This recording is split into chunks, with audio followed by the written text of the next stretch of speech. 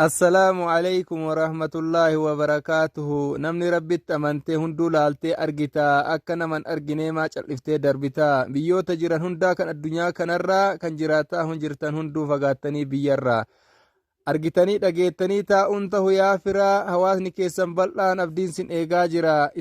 isin hoo maal jetture isin baanaaf irrankoo isin malee maal qabna yaa fira gaafa rakkoo gaddaa gammachuu keenna kan nu wajjiin qooddatu isini jennee dhufne bakka nama nyanyaati abbama kan hoqqatu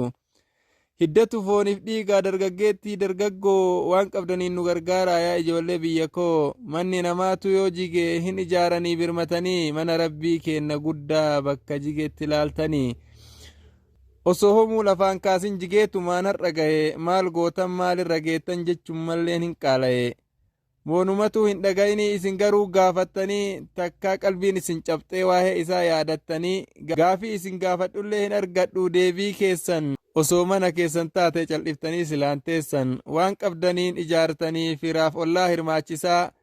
waan qabdaniin ijaartanii firaaf ollaa hirmaachisaa mana rabbii keenna guddaa hunduu argaa cacal'isaa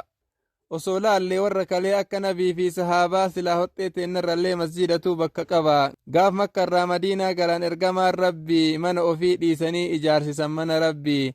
har'a barnutu jira qabnee bakka jaraadiin rabbii irraanfannee nyaannee guuttannee garaa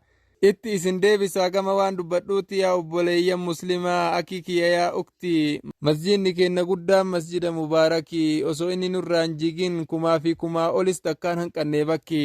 har'a garuu qoodamee nama 4-5 kun barandaa jalatti salaatan nam 10 kanas jiru silaan argaa kanas hin jirre dhagayaa waan qabdaniin nu gammachiisaa lafee duydaa nuu taya akka hawaasni keenna siniin lafaa ka'utti maarree nu gammachiisaa akii kiyya yaa ukti. Assalaamu alaikum warahmatullaahi wabarakaatu.